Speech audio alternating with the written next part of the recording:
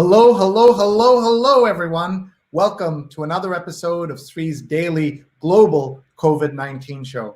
My name is Sree Sreenivasan, and I'm the Marshall Loeb Visiting Professor of Digital Innovation at Stony Brook School of Journalism and the founder of Digimentors, a social, digital, and virtual events consulting company. It is my honor to convene this international conversation every single day. Today is episode 82. That means we've been on lockdown in New York, where I am, for 82 straight days. Where are you calling from? Where are you watching from? Please type in and tell us. We'd love to hear from you. We will take a look at all your comments and we'll share them with our guests in just a few minutes. This is an unprecedented time in American history, but it feels to me like we've been saying unprecedented for so many years now, ever since the election process started in 2015. And here we are now. A lot of the troubles that were sown at that time are now being reaped by all of us. And we are going to have a very important conversation about the news, about where things are and where we go, not just as a country, but the world, as everyone's eyes are on what's happening in America today. We are officially here to talk about the 40th anniversary of CNN, but we're going to use that as an excuse to not just talk about that, but to see what we can understand about the times we're living in right now. If you aren't yet connected to me, please connect with me. We're live on Facebook, Twitter, YouTube, and on LinkedIn. And on all these platforms, you can go back and look at archives, but the best place to find everything we're doing is to go into my YouTube channel, and please subscribe. SreeNet, it's so easy to find SreeNet on YouTube. Hit that subscribe button. And I'm very close to 1,000 subscribers. Would love to have you join me as the 1,000th subscriber. And so let me tell you about our guest tonight. The topic is the 40th anniversary of CNN. And we are honored to have with us two wonderful friends and colleagues of mine. You'll meet Lisa Napoli. She's at Lisa Napoli, author of the brand new Up All Night, Ted Turner, CNN, and the Birth of 24-Hour News. She's going to share how the book came together, her experience writing the book, her experience researching the book, and we'll meet Eason Jordan, former CNN chief news executive, worked at CNN for 23 years, and they both have some fabulous photos to share, some amazing memories to share, and also perspectives on what is happening in the world right now. Before I go to them, I want to remind you to please hit share right now. Please tag your friends. I know you're keeping an eye on the news that's happening. We'll also bring in the news and help you understand what's happening there as well. Please follow Lisa at Lisa Napoli, and please follow Eason at Eason Jordan. Now, before we go to them, we have to pay some bills, as we always do. So we want to thank our sponsor of this show. And the show is now being sponsored by Muckrack Academy, and a project we're doing together. With everything that's happening in the world, we decided that one small contribution I can make is to offer a free social media course for everybody in the world who wants to take it. It's called Fundamentals of Social Media, free certification course. Save your seat, mrac.co/social. Take a screenshot, take a photograph, everybody, so that you can share this. You know somebody who can benefit from this. My working on this with my colleague Linda Bernstein has taught me so much, and I know you will benefit from it as well. Please go to mrac.co/social, save your seat. We go live in a couple of weeks, and you will learn a lot, I promise you, just as I am learning a lot in that process. So mrac.co/social, 3,500 people have taken that course or registered for that course already, and I'm really grateful to our friends at Muckrack for bringing us together and giving me the resources to be able to offer you this free all over the world.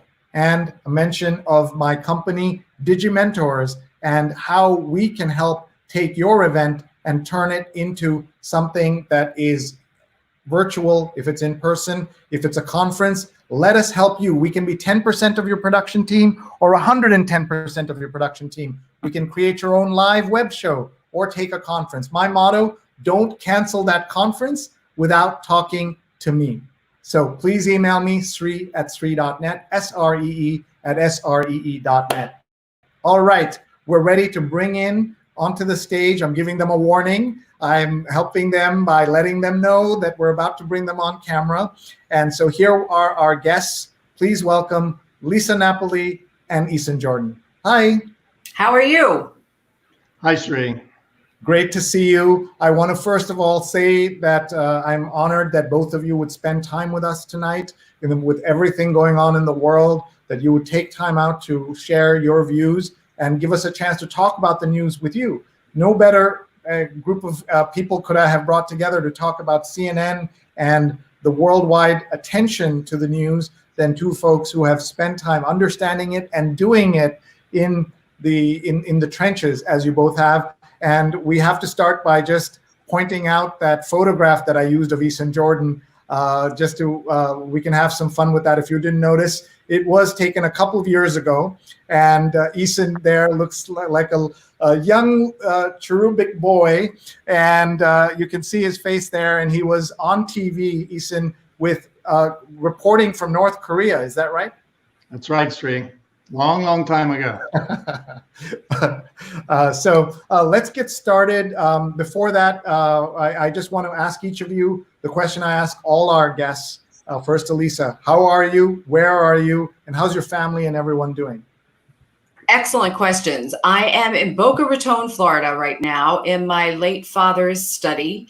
I've been here away from LA, where I call home right now, for 3 months with my mother here in Boca, and I'm doing okay. I'm personally very okay, thank goodness, and so is my family. But of course, I'm extremely disturbed by what's going on in the world. But I'm happy to be with you and happy to talk to Eason too. I've got lots of questions for him. That's great. Let's go to Eason. Sree, look, these are nightmarish times, right? I mean, I don't think the country has ever struggled simultaneously to this degree, mentally, emotionally, physically, financially, professionally. And so that's COVID. That's this crisis over discrimination and racism in this country. So it would be fair to say I've been in a real funk about it. I will say that I think CNN is more important and more valuable than ever on its 40th birthday, because it really is an invaluable resource at a time like this. I will add as a footnote, I had the coronavirus. I'm all better now. And to think that that's a footnote rather than the headline of responding to you is really remarkable. Incredible. I had no idea. I'm glad you're okay and you look good. So sorry to hear that. We've had several people who've had COVID-19, including Bill Ritter, the great television journalist. Do you mind just very quickly just giving us a sense of that, of the ordeal, so that those of us who are paying close attention can remember that this is something serious?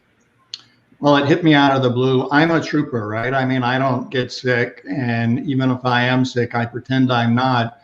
This took me out for a week. I couldn't leave my house, small apartment on the Upper West Side in New York.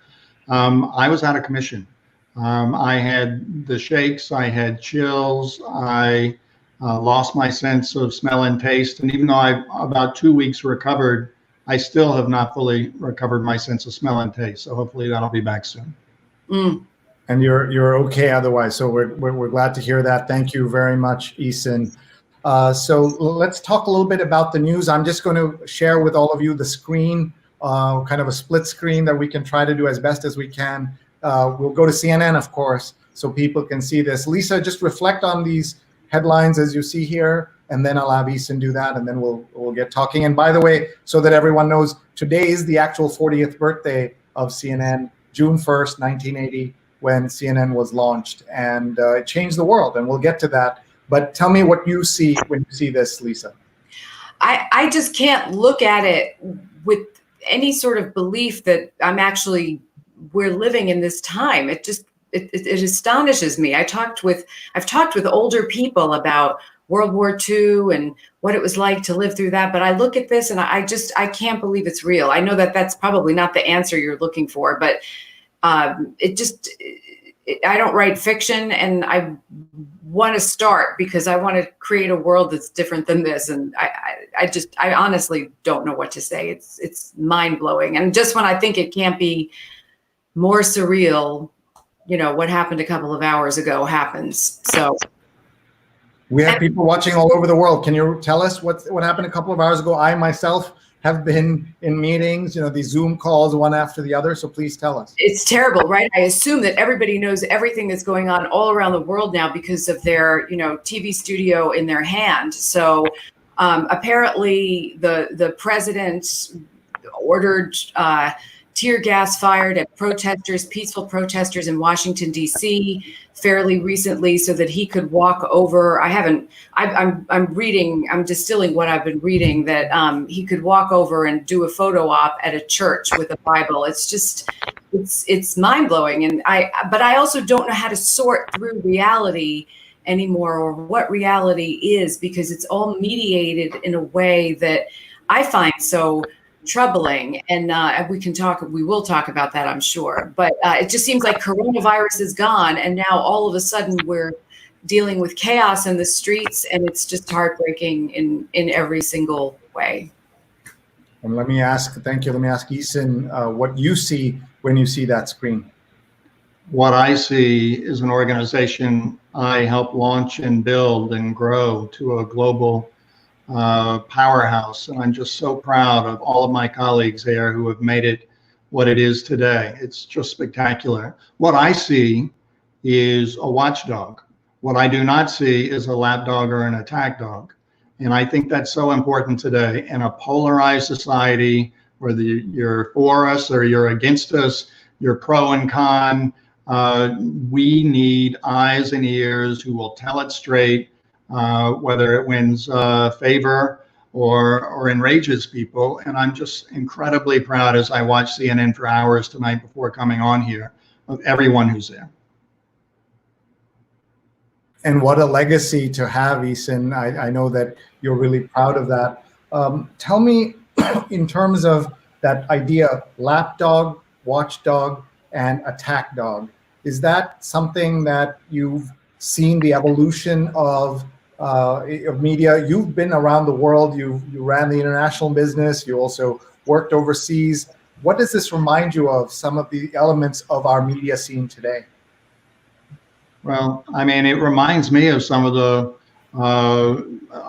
more autocratic countries I've been to around the world where dictators rule, right? So whether it's Chile or Egypt under Sisi, or any number of other places where horrible things happen because there's a dictator at the helm, it reminds me of that, at least what we saw today. And I thought it was outrageous and disgraceful and enormously upsetting. And I'm just so worried about our country. You can see from my backdrop that I love America, and I've never been more distressed about the state of our country.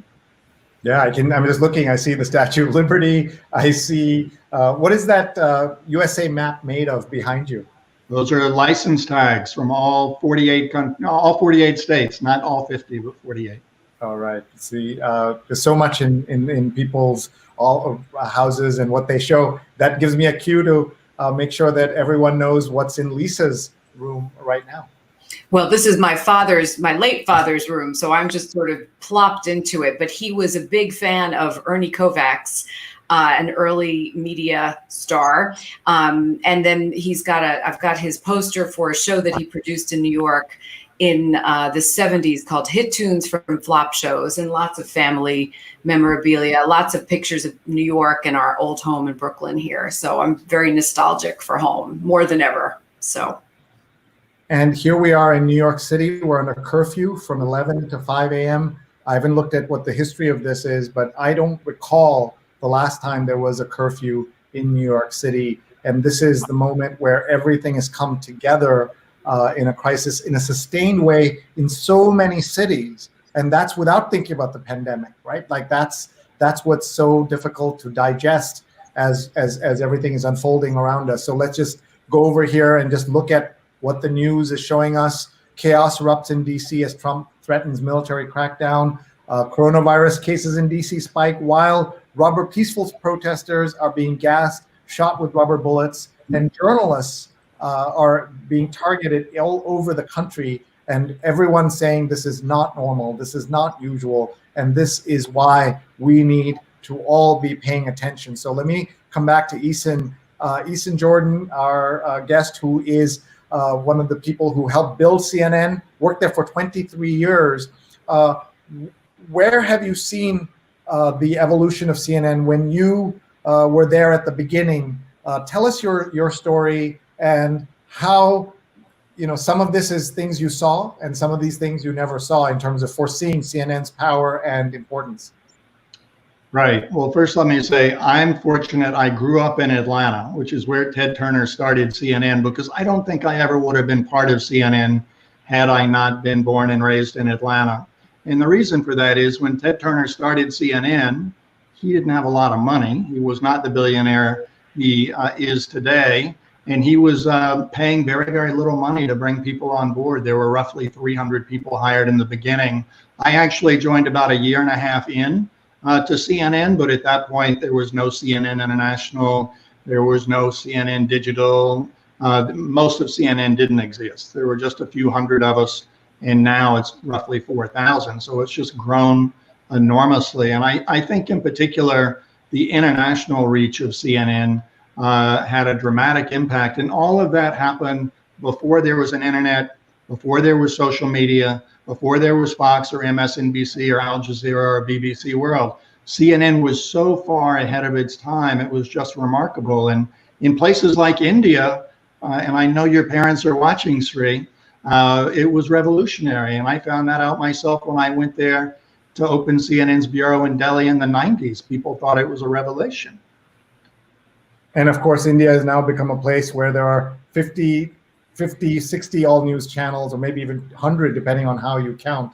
So one of the things we like to do on this show is what we call a global tour, where we show people where they're watching from. So I'd love for you to react, both of you, if you've been to any of these places, you have any memories, even favorite foods. We'd love to hear about all of them as we go through here. Anand's watching from India, of course, you just mentioned. Lisa, have you been? I've been to India on my way through to Bhutan, where I lived for a while. So I wonder if we have Bhutanese friends on. I'm sure we will. Shovik is watching from Chicago. Joe Appio is here. Trump must be removed by tomorrow, he says. And Joe is a dear broadcaster friend who now lives outside of Atlanta in Cummings, Georgia, which I'm sure Eason is familiar with. Jonathan Borstein, my dear friend, who has watched 81 straight episodes. He's always here. Hello from Times Square, which is quiet, but a helicopter right now. He'll be reporting through all of this. Renee says, so excited to watch Lisa Napoli and talking with you about Up All Night. That's the name of the book. And D. Dixon says, I'm dialed in, LLL. Break a news leg. Tell me if any of these are your friends.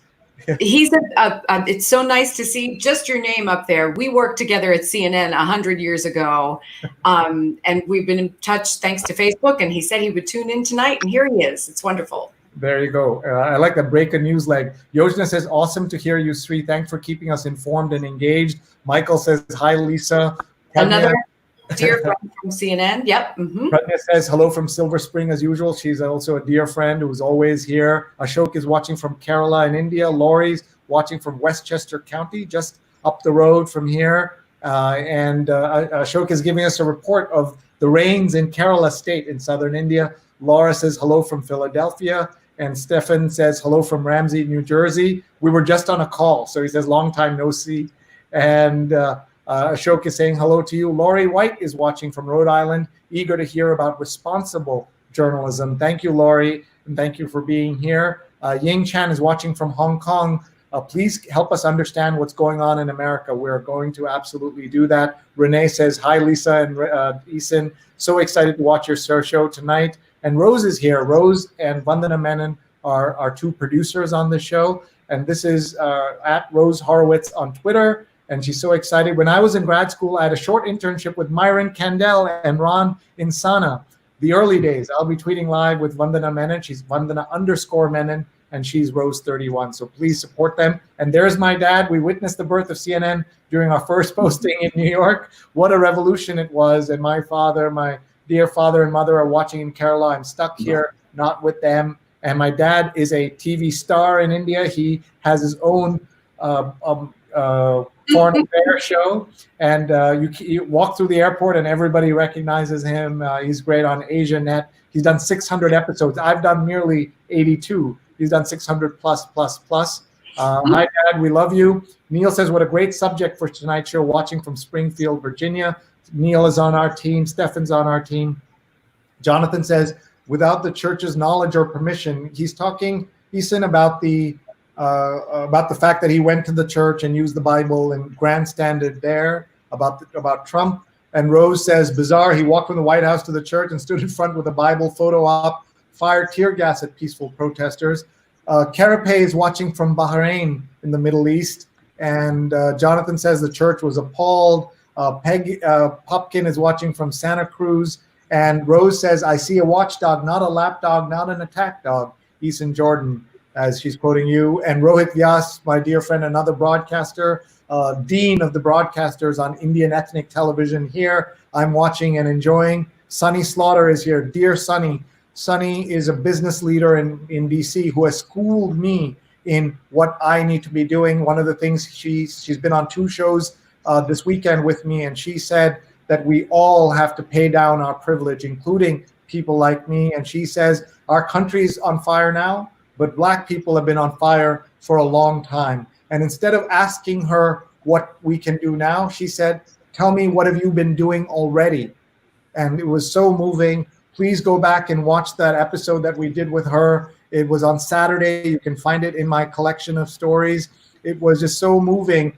We called it What a Horrific Week in America, and just so sad to watch and learn what the truth is of everything that's going on. We had Sunny Slaughter. She's Sunny_Slaughter. We had Keisha Center, who is also an expert on making sure that diverse opportunities go to diverse audiences. And Adam Server was with us. Adam has written, I believe, the 2 of the most important articles of the Trump administration, and I urge you all to look at it. You'll find them in my show archives on YouTube/SreeNet. He wrote a story that is really looks at the first 3 years of the Trump administration, and we say the administration is so cruel. How can they be so cruel about the kids at the border or anything else? You know what his headline was? The cruelty is the point. That's why this is all happening. And that was for the first 3 years of the administration. And now he's written the best article I've seen to explain the pandemic.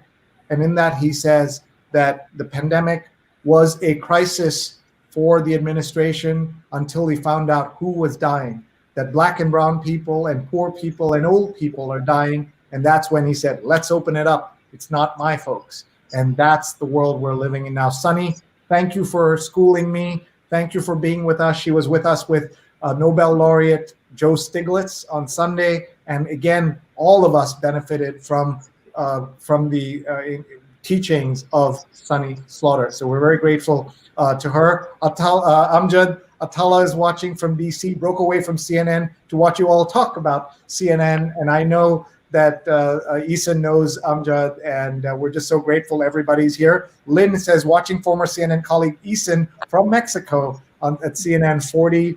Ashok Vyas is watching from Queens. Bob Migliani says, amazing, thanks for this excellent discussion. And Doug says, Saturday's show was informative, upsetting, and motivating. And by the way, everyone, go to DougLevy.com, because Doug is offering a free newsletter every day of the top headlines of the day that you need to know about coronavirus. He also has a book he's already published about coronavirus. He was my guest 2 months ago on this show. He's SF Doug on Twitter, at SF Doug. And Vandana has put in a link to Horrific Week in America.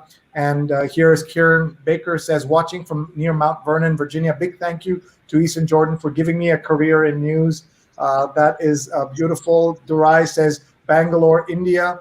Several other comments coming in. We'll just, we could keep going with this, but I just want to acknowledge everybody who has taken the effort to be here. Wendy Schubert Jackson says, hi, Lisa.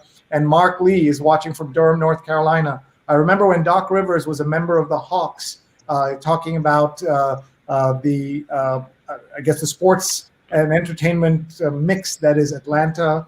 And our friend Jigar Mehta is watching from the Upper East Side. Jigger, terrific journalist and someone who has taught me so much about video and how to do live video in the world, and has been really great. Peg Popkin says, the way we think about our lives has everything to do with how the world around us works. Healthy environments create healthy societies. All are responsible for the dignity of all, and we're responsible for the health of the world. And Sunny says, sending love from Maryland. I was horrified watching CNN Atlanta walk past those letters for months, going into the studio for CNN HLN After Dark. Nitin's watching from Dharamshala, a town of peace, the home of the Dalai Lama and the exiles from China who are there.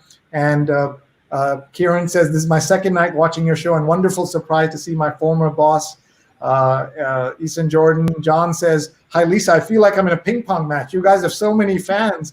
Folks, you got to come back tomorrow when these guys are not here. I need you guys to keep watching. And there's Lynn, Eason from Mexico. And Bob says, hello from Hermosa Beach in California. Hi, Bob. Tanya's watching from Sag Harbor. Hi, Tanya. Linda Lawrence from Long Island. Oh, and here is one of the two TEDs in the life of Lisa Napoli. So this is going to give me a chance to pause the trip there and around the world and get to Lisa to talk about this TED and the TED that your book is about.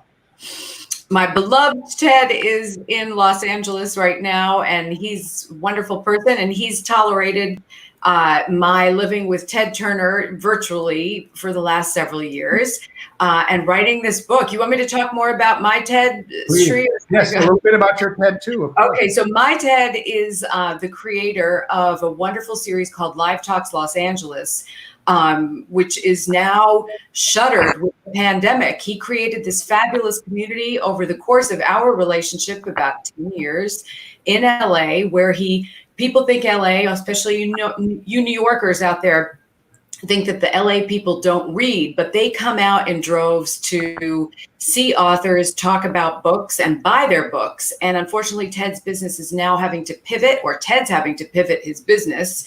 We live in downtown LA, which is under siege with all this military action, whatever's going on. I'm not really sure what's going on there. It's just a crazy world right now. And I haven't seen Ted in 3 months because I'm here at my wonderful mother's home. So it's nice that Ted's participating. And Ted is from Eritrea and his mother is from Jordan. So he has a really interesting personal history, and he migrated here to Iowa and went to college at Iowa. And now we have a wonderful life together in LA. I hope. We'll see what happens. when you go back, you want LA still to be there. So now let's talk about the other TED. Before that, I just want to make sure we check in on CNN to see what's going on. You can see that it's all still as bad and horrible as we know it to be. Let's go back to Lisa. Lisa, so you're going to share some of your background on your book. I'm also going to pull up your book so that people can find it. It's available at all fine bookstores and on Amazon.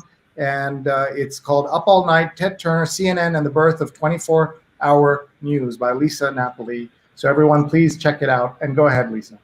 So I did start my career at CNN as an intern in 1980. I worked there briefly after I got out of school in 84 at Headline News in Atlanta. And that's all by way of saying that's what got me interested. My last book was about the making of McDonald's and the woman who took the McDonald's fortune and gave it all away. So I was looking for a new project. And when a former CNN colleague, Sid Leader, told me, hey, 2020, that's when CNN turns 40, I thought, it would be time to write a new book about CNN, not about the politics, not about the polarization, but about why Ted Turner started it and how he started it. There had been a little bit written. There's a terrific book by Hank Whittemore about the beginning of CNN, the first 10 years, but there wasn't anything that was more contemporary that looked further back and in the context of the media universe that we live in now. I used to work at the New York Times and covered the early stage of the internet as it was bubbling up into the crazy behemoth that is now. So I thought it was interesting, and it was fascinating to research this book. I have a piece coming out in Airmail on Wednesday about some of how I researched the book, but it was hard. There are, as Eason said, 300 people who were there at the very beginning.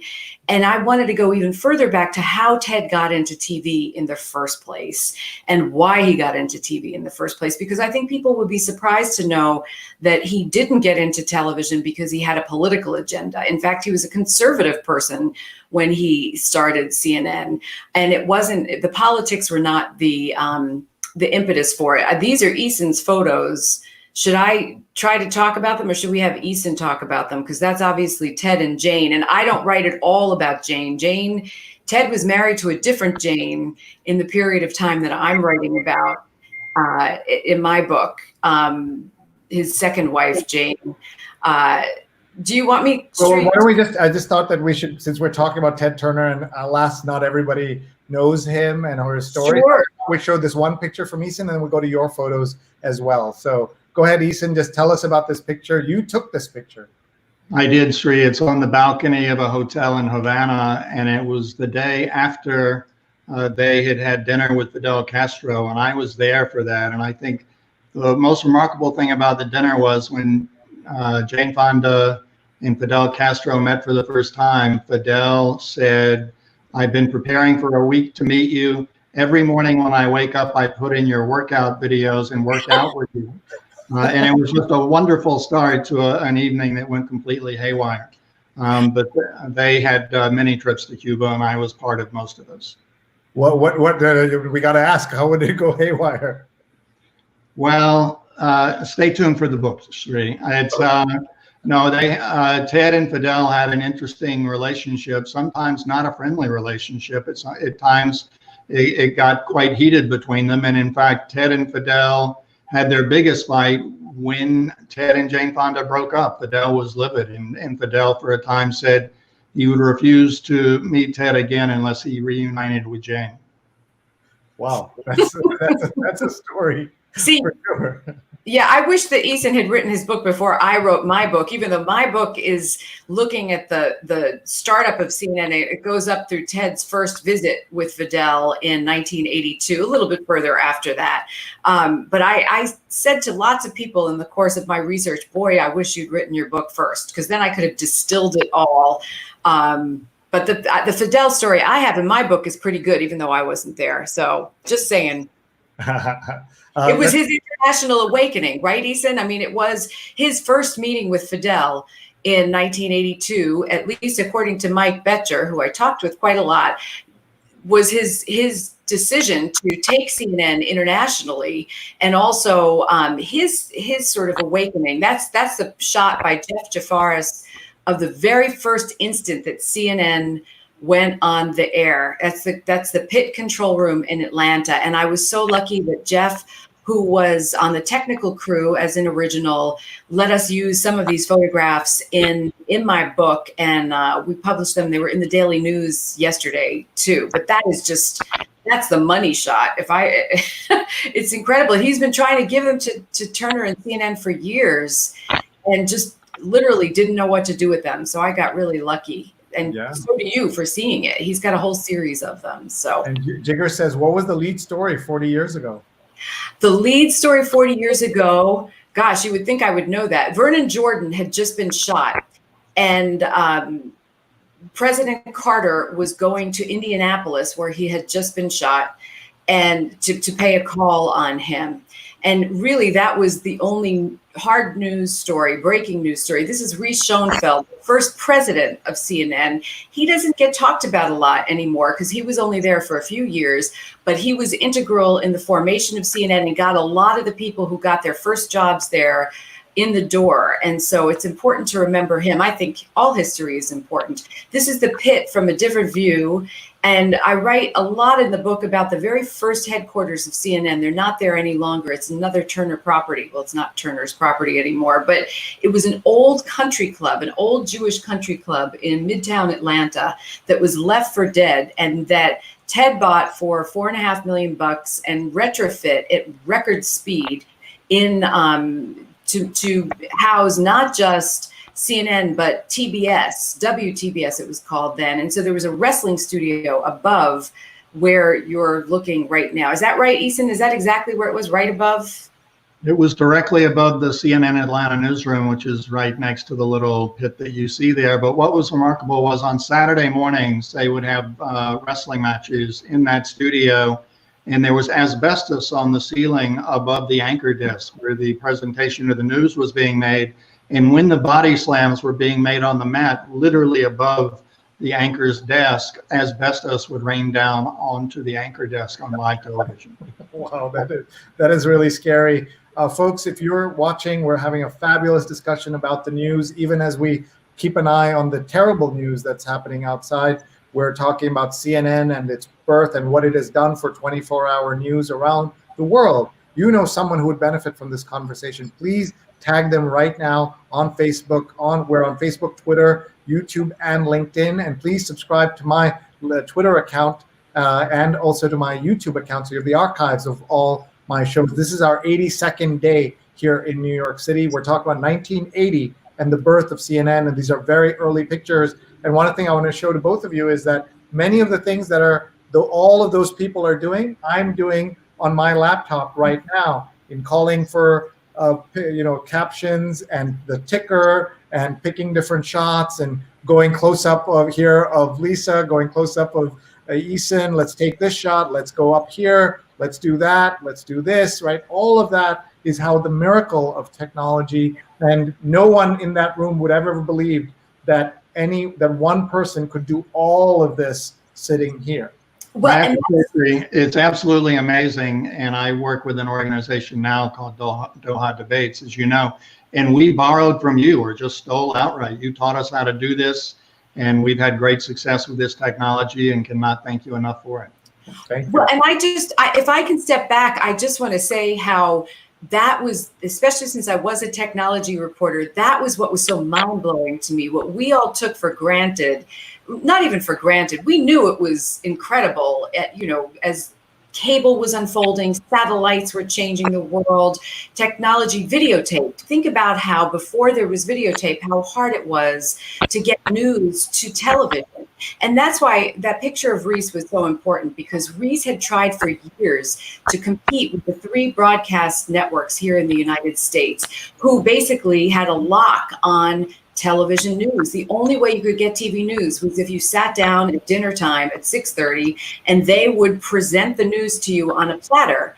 And Reese, when he came to work for TED, as technology allowed, as it was possible to do things more quickly because of technology, most notably satellites and videotape and port packs, he was able, and computers were factoring into it too, he was able to say the news is not going to be delivered in a little package.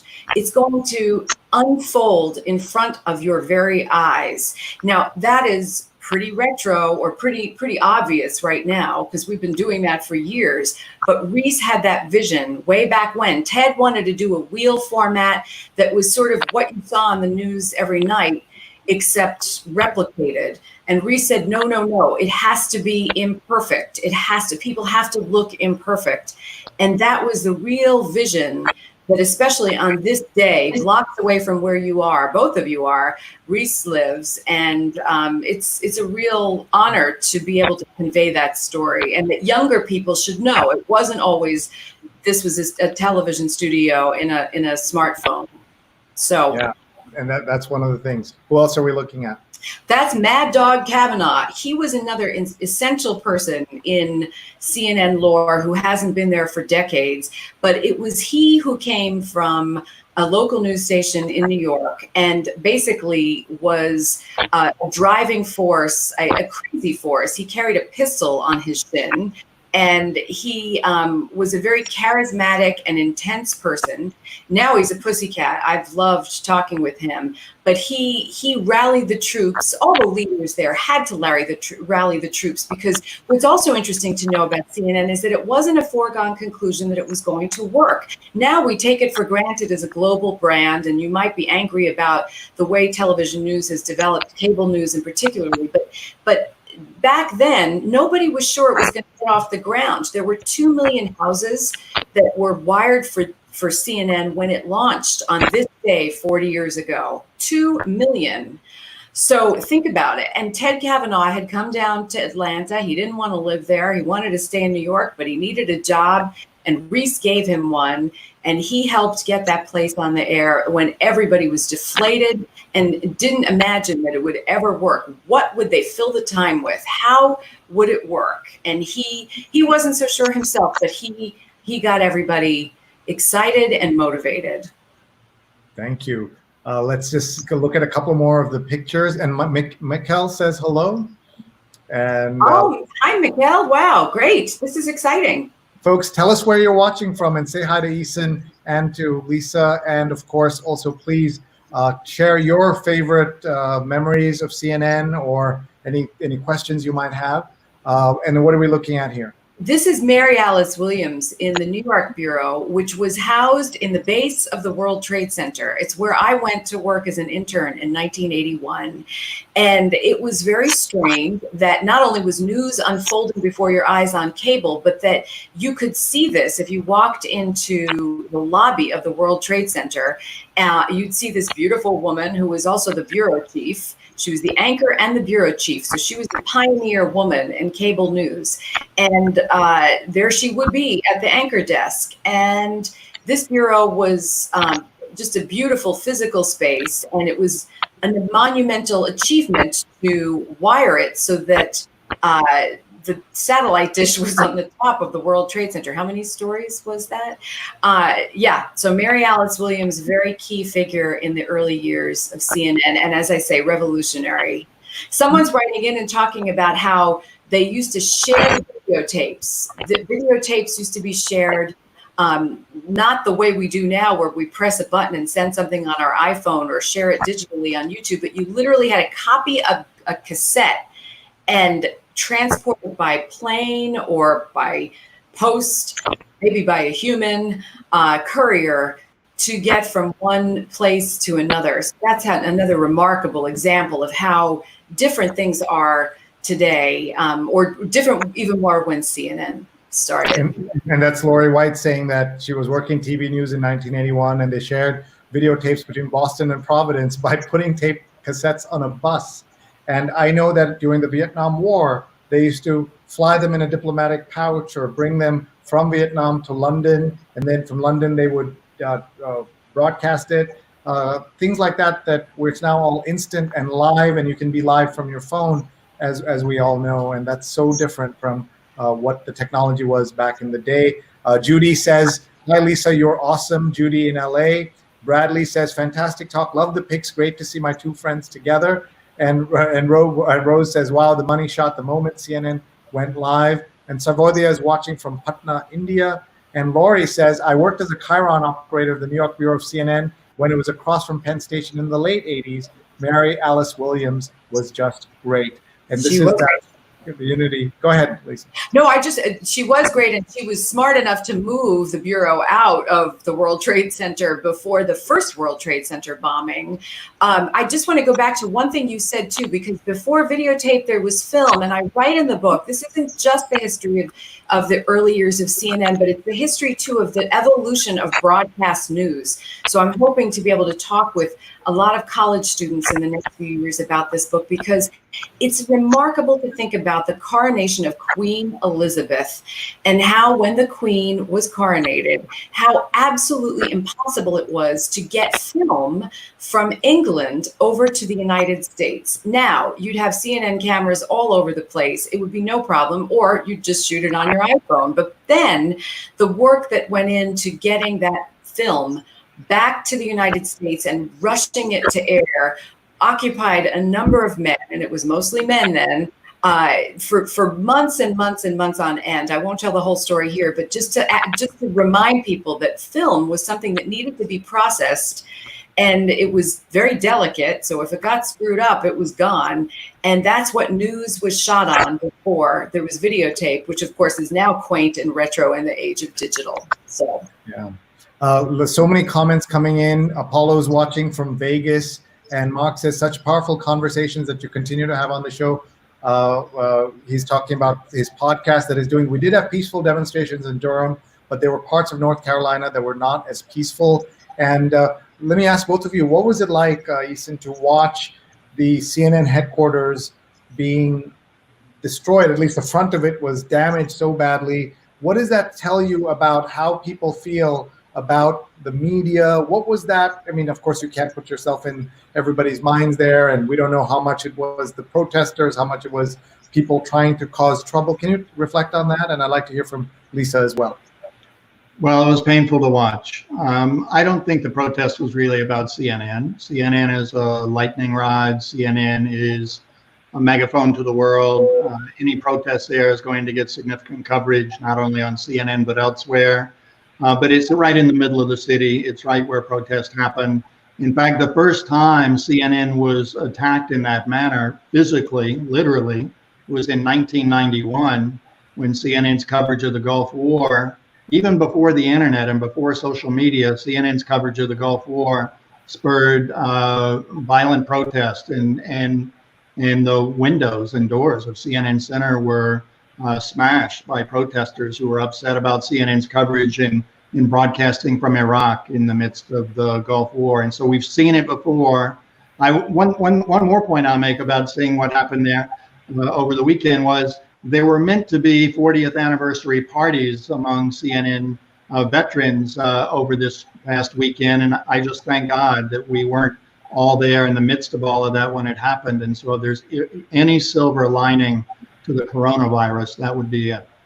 And so sad that the celebration is lost in all of this, and we hope there'll be opportunities later. And I know that Jeff Zucker wrote a memo to everyone to mark the anniversary, but there just really hasn't been enough space or time.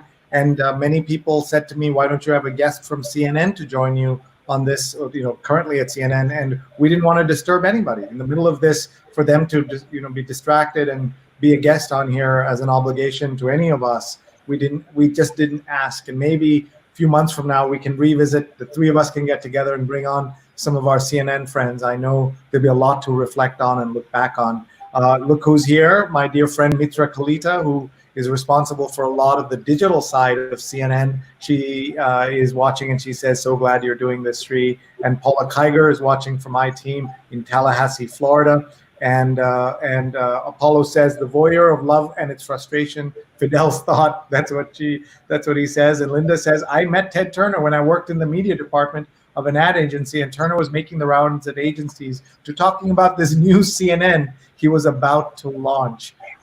Tell me about Ted Turner. And he had a vision for a conservative. He had a vision of the world where, at the height of the Soviet Union, he saw a chance to do outreach. And he launched the Goodwill Games and all these other things. He eventually gave the UN $1 billion, the UN Foundation. Just talk about some of those things. And then I want to see all the cool photos that Eason has sent me. I'm very excited about. Well, Eason can talk much more about what happened with the Goodwill Games, but it is important. And you said something very telling that I want to get to. Politics didn't enter into journalism back then. Ted didn't start this because he was politically interested. Basically he started CNN, and this is, a letdown to a lot of people, because he wanted to use the satellite. He wasn't interested in propagating any particular point of view. He really saw this marriage of technology that he wanted to deploy, because he'd done that with WTBS and was happy with how it worked. So he wanted to try something else. And that was the thing that came up. There were other things under consideration, like entertainment, but that just didn't make sense for him, or sports, because he was using sports on his other channel. So back then, if you had politics and you were a journalist, you were not espousing those politics as a journalist. You were not espousing a point of view. In fact, I write in the book about Bernard Shaw, who was on CNN Tonight, one of the first pioneering and legendary anchors. He'd come from ABC. And when President Reagan was shot in 1981, Bernard Shaw sat on the set and recognized how monumentally important it was that a president might have been shot, and that they were transmitting this news to the nation. But he didn't interject any sort of feeling about, you didn't know what he thought about President Reagan as a political force. And of course, he was a polarizing political force too. Everybody's different than Donald Trump, but you never would know how he felt about it. You knew that he understood the gravity of it, and that was the difference. And it was the same thing with Ted as well. He wasn't using it as a mouthpiece. And the world is so incredibly different now, and journalism is so incredibly different now. And it's distressing. It's a distressing time. And thank you for sharing that. I think it's important that people know that history. I'm just going to play here so everybody can see it.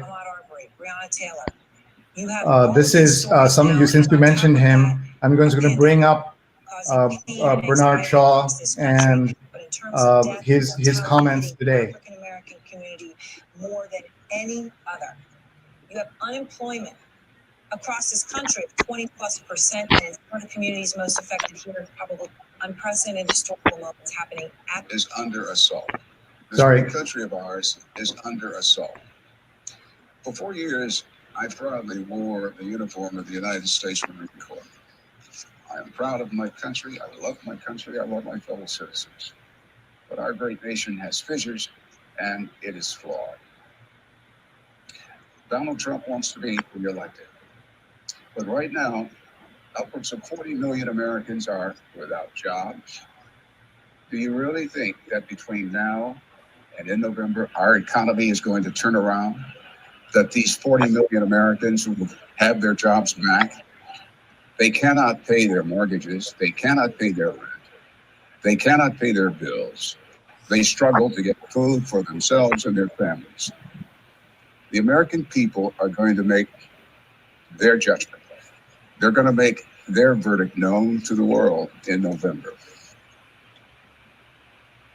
So interesting to hear that. What are your thoughts hearing Bernard Shaw's voice again and seeing him like that? Eason, your thoughts? Well, first, he's a dear friend of mine. Secondly, the next words out of his mouth were Donald Trump is going to be badly defeated in November. And hearing that come out of Bernie's mouth was really surprising to me, because he's a very straight-laced, not opinionated journalist normally. He would never go into his own political views when he was anchoring at CNN. I know it's a different time. He's been retired for a long time. But this is a really raw and very emotional time for this country. And even for Bernie Shaw, he just had to come right out and say it from the heart that Trump is bad news for this country and he will be defeated in November. Lisa, your thoughts? Yeah, I mean, I don't know the man personally, but as Eason said, I observed in my research that and just have watching him for years, working in the DC bureau as a kid, it was surprising for me to hear him say that. I find it hard to watch it all, to be honest with you. I find it all polarizing, and I understand why it's become that way. I've worked at all three outfits. I didn't work at Fox News Channel. I have worked for Fox because a bunch of CNN people left and worked for the Fox News Channel. I'm sorry, Fox News Service before it became the Fox News Channel. But I find it all very difficult to watch now because there is so much point of view that comes through. And I understand that this is a reprehensible person in office, but he might not have been there if things had been different. But we don't know what that would have been like. Fox News came along 16 years after CNN had established itself and just upended everything. It changed the entire universe. And as a business, of course, they had to respond at CNN as they did at MSNBC, where, as I say, I also used to work. So it's just a terrible time. And it was just nice to see that Bernard Shaw was out and being acknowledged. But it's not happy to hear anybody have to say what he had to say. It's just unthinkable to me that we're in the situation that we are, but that's not what we're here to talk about. I would just say that I'm a huge Bernie Shaw fan, and to see him there, and the hair color is a little different from how in the earliest days, but that same tone and that same voice and just delivering the observations of the world.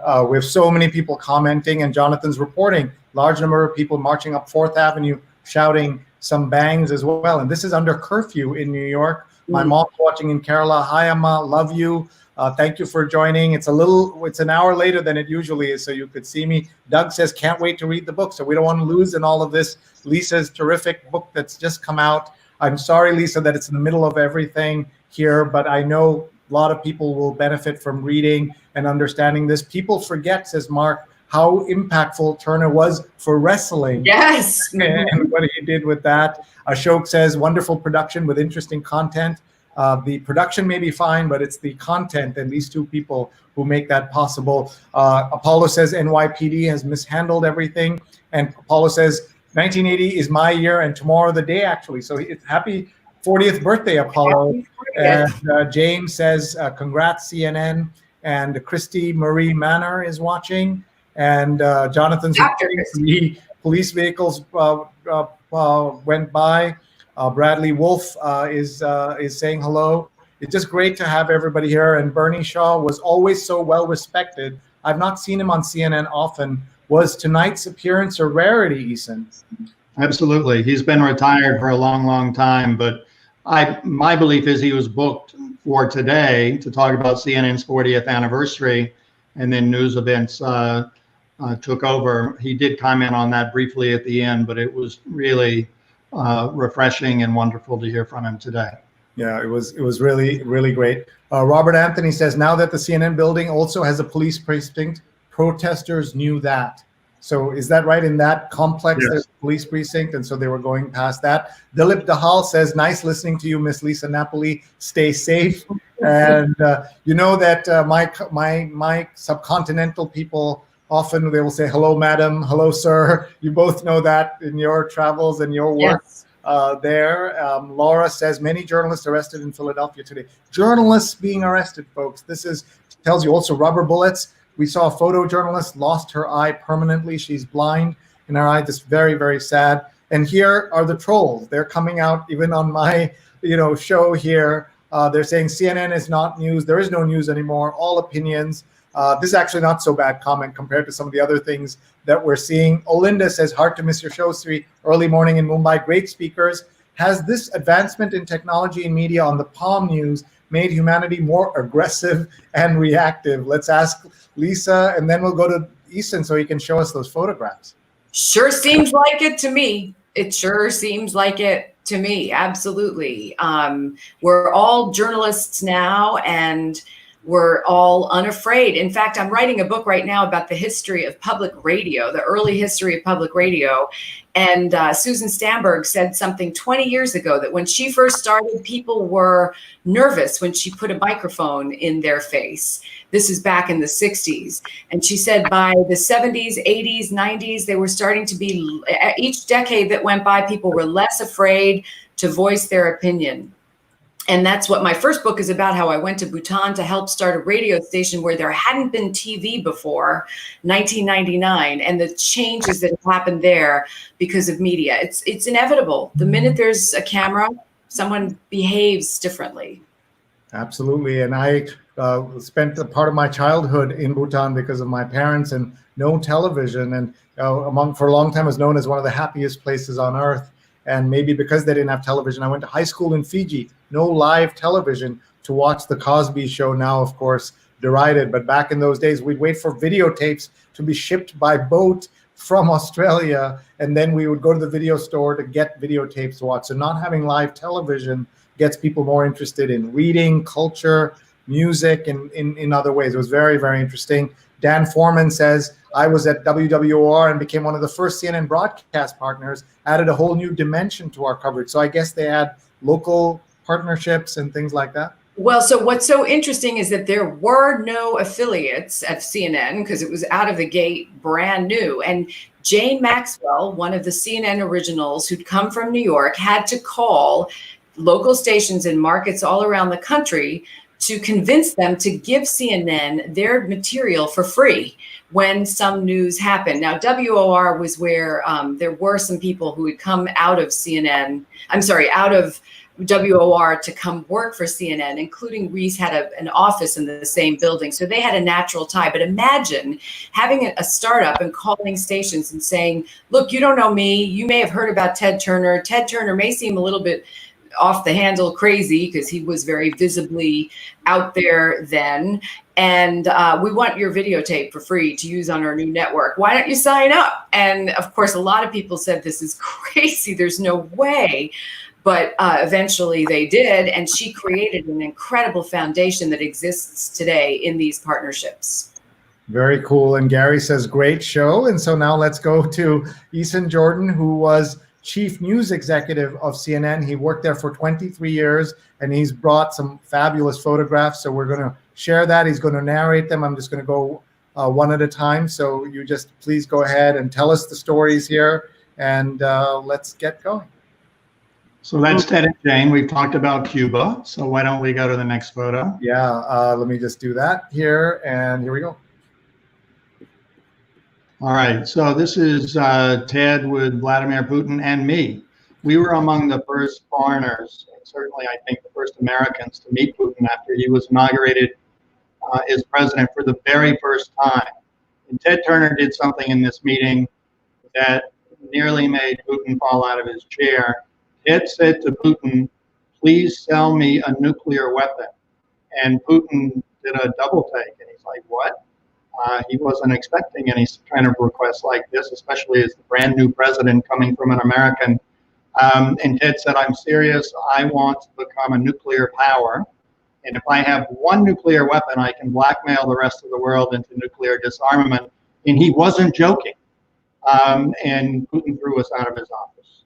So it was an interesting meeting there with Vladimir Putin.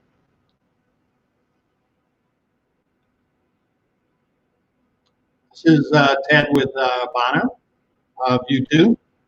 They are both do-gooders and really meshed incredibly well. And it was my job to bring them together. This meeting happened at the World Economic Forum in Davos, and it was a big thrill for me because I'm a big U2 fan as well as a supporter of do-gooders everywhere. But they've remained good friends, and I just have such great admiration for them both.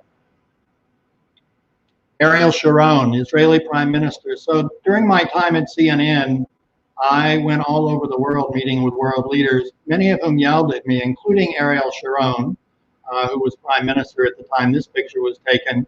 He accused us of being PLO advocates. And then I would go a few miles away to Ramallah and meet with Palestinian leadership, and we would hear quite the opposite. But let's go ahead to that next photo. Sree.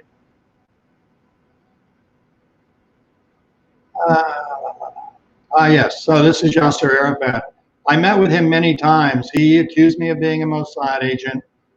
He really didn't like CNN in the beginning because CNN had run a wiretapped phone conversation of him where he called Israelis horrible obscenities. And when we ran that tape, he refused to allow any Palestinian official to be interviewed by CNN. And so I went to meet him to try to get this ban lifted. And we ended up spending 10 hours together the very first time we met.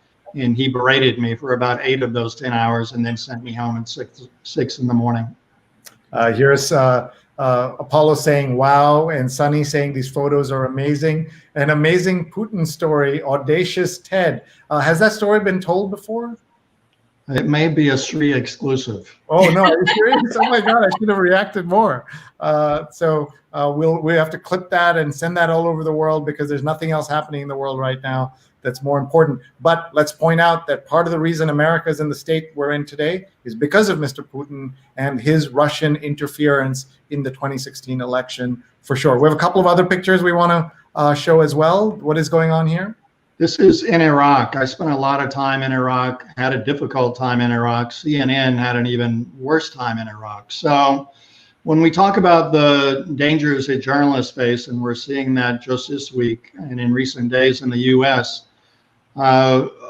there was tragedy after tragedy at CNN on my watch. And so 10 people who worked at CNN were killed during my time there overseeing international news coverage.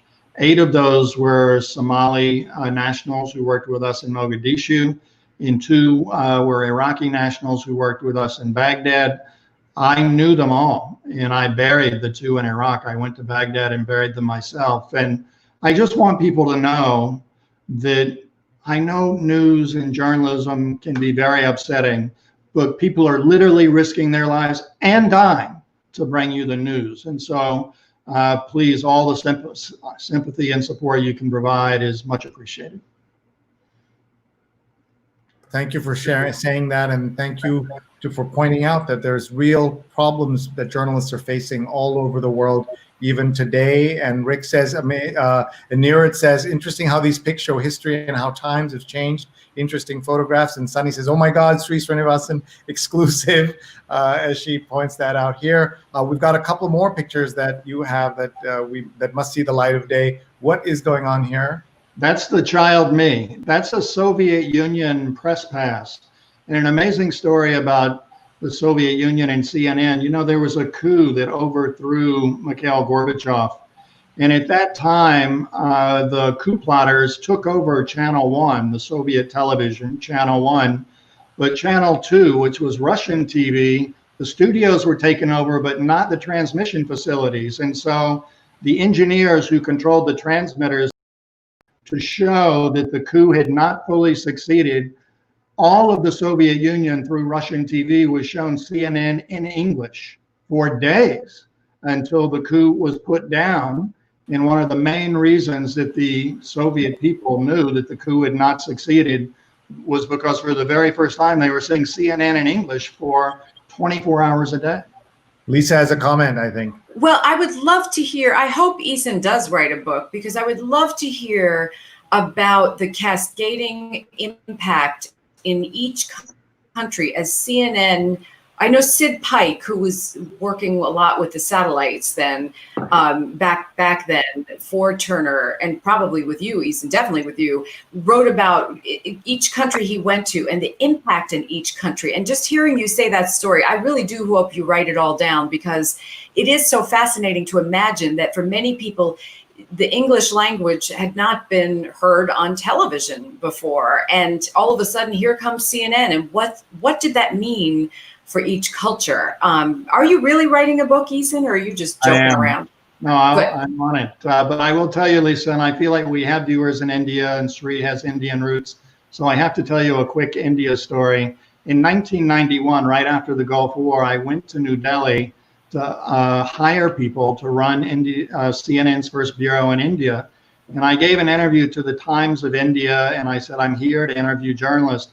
And I didn't even say where I was staying in New Delhi, but literally the next day I received hard copy over 10,000 job applications for 3 positions. And we actually hired from those applications. I ended up staying for weeks and interviewing people to bring them on. But the reason the Indian people knew about CNN was because of the Gulf War, and the people in India who could really watch CNN had to be in hotels to see it, because there was no cable in India at that time. And in fact, the satellite that transmitted CNN to the Indian subcontinent was not a Western satellite. It was a Soviet satellite called an Inter-Sputnik satellite, and it was in an unstable orbit. And so it had to, it was in the sky moving in a figure 8 all the time. And so they actually had to have 24/7 help in the garden at the Taj Hotel in Delhi with someone who moved in a figure 8 24 hours a day, 7 days a week, to keep eyes on the satellite, to keep CNN going to the room. That is an amazing story. Amazing story. Wow. Yeah, all of that. But just what you said too about cable, we all take for granted, or many people of a certain age take for granted, that every place on earth was wired for cable and capable of accessing that. But it wasn't the case, just as it wasn't the case 20 years ago that cell phones weren't ubiquitous. So that's a fascinating part of the story. Maybe not as sexy as Putin, but it's an essential ingredient to what made CNN possible, is that developing technology.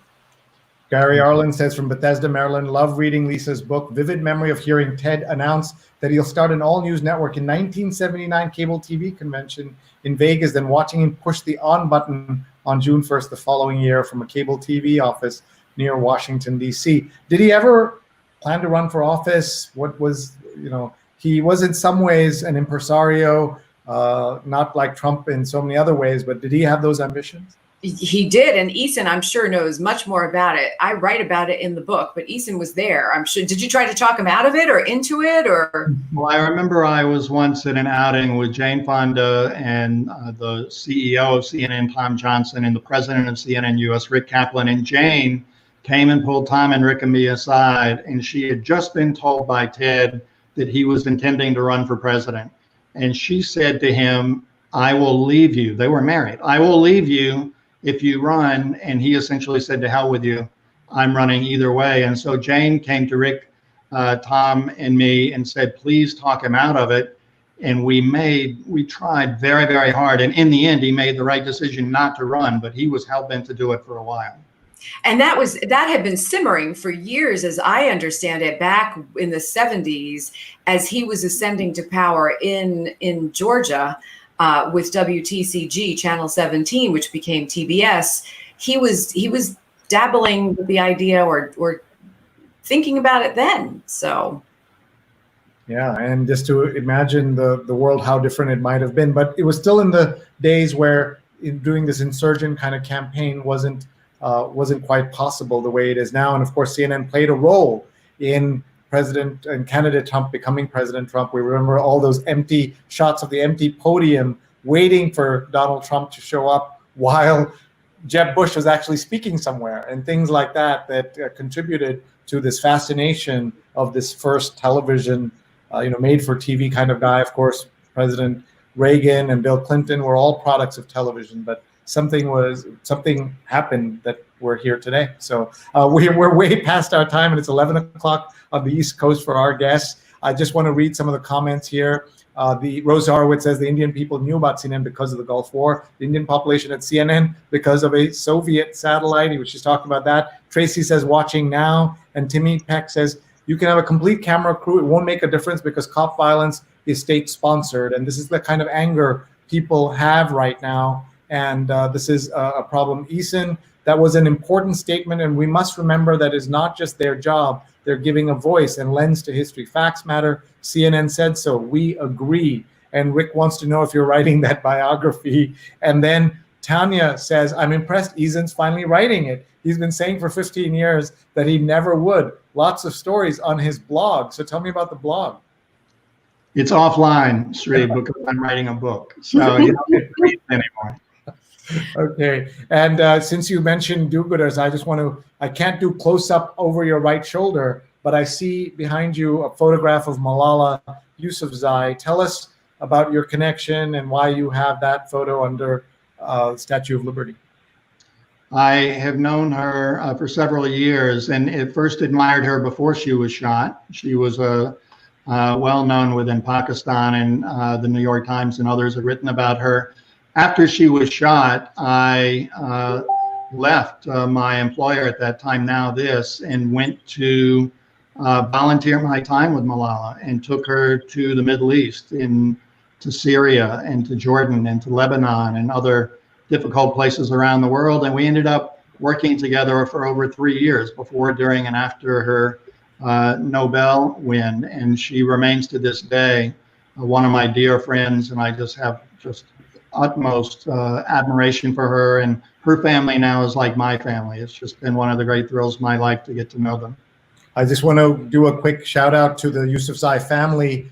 Yesterday, on Saturday, I had the honor of my production team help working with our friends Vikas Pota and others to build the world's largest gathering of teachers, 100,000 teachers in English, Arabic, and Spanish. All the production was done by our Digimentors team, and her father was one of the speakers, and we shared a letter from Malala, and all these teachers were so excited to hear from him and from her. 100,000 teachers able to gather because of this technology, and wow. We were able to build that like that. And this tells you this new world that we live in. We're out of time so that we can let these folks go. We want to give each of them a chance to reflect, to share some thoughts on CNN and the 40th anniversary, and then we will say goodbye. So let's go to Eason Jordan. Eason worked for CNN for 23 years. He started, I believe, at $3 something an hour, and became the boss there and help change the world. So thank you so much for your time, Eason. Thanks, Sree. Yes, I started at CNN at $3.25 an hour, which was about $6,700 a year. And 8 years later, was running worldwide news coverage as a 28-year-old, appointed sight unseen by Ted Turner, who I had never met, to run worldwide news coverage. So as I reflect back over 40 years of CNN, I'm bursting with pride. And also, I feel that CNN and its mission are more important than ever during a time of crisis in this country and crisis in the world. We need reliable, forthright, no BS journalism. I'm not saying CNN is perfect. It's not, but none of us is perfect, right? But CNN's just done extraordinarily well, and I'm very, very proud of my colleagues and wish them a happy birthday. Thank you so much. That's Eason Jordan. Please follow him. He's at Eason Jordan on Twitter. Let's go to at Lisa Napoli, whose new book is called Up All Night, Ted Turner, CNN, and the Birth of 24-Hour News. I'm delighted to be able to talk with you today. I understand that people wish that they could talk to current CNNers, but as a historian, I find it so important to look back, and I'm grateful for the chance to talk with you and to meet Eason finally, because he's a legend, and I just delighted to be able to have this conversation and to see you in action, because what you're doing is so important with this show. So thank you so much. Thanks, Lisa. Sree, everyone needs to buy Lisa's book. I read it, and it's absolutely fantastic. So. Well, that's a great endorsement, and I didn't realize you didn't know each other, so I'm so glad that we were able to make that happen. Linda Lawrence says, for another informative, thanks for an thought-provoking session. Stay safe. Tanya says, great job, Sree. Jonathan says, informative show, great anecdotes. Thank you. And I'm just so grateful to both of you for your time and your generous spirit. And I wish you both the very best in all you do. Hope we can do that gathering in maybe a couple of months and just reflect on everything that's happened and celebrate your book in a proper way. We'd love to host you up here at our apartment as well, Lisa. And I'm sorry I'd love that. like this. So we'll say goodbye. I have a couple of housekeeping things to do with the folks, and we'll let everybody go. Lisa Napoli, thank you very much. And goodbye, Eason Jordan. Bye-bye. Thanks, Nick. Bye-bye, and thank you so much, everybody. Thanks for staying. We do this every night. Tomorrow at 9 p.m. Eastern, we have a show about talking to doctors, and please join us at 9 p.m. Eastern for that show. We have terrific other shows all week. The timing varies a little bit, but we are able to do this because of you, because of your support, and because of the energy that you all bring and the love that you have for valuable and valid information at a time of great misinformation. A reminder that my small contribution to the world and during this crisis is to offer you a free course from Muckrack, mrac.co/social. It is a chance for you to take a fundamentals of social media class for free certification. Please sign up, mrac.co/social. Would love for you to sign up. And also please check out my archives at youtube.com/Sreenet, youtube.com/Sreenet. Very grateful to all of you. You see my email address. We're looking for speakers, sponsors, as well as guest ideas. So if you'd like to nominate yourself, we'd love to have you. Our thoughts and prayers with everyone who is out there doing their great work during the COVID-19, essential workers of all kinds. And also, we wish peace on earth to everyone, and we hope everyone can stay safe. I'm going to say goodbye here. Thank you so much. There's a Statue of Liberty Paul is showing. Renee says, thanks for a fabulous show. And Sonny says, just wow, you bring so much to us. Love it and love you all. Thank you very much, everybody. I'm saying goodbye right now. Sree@sree.net. Email me. Bye.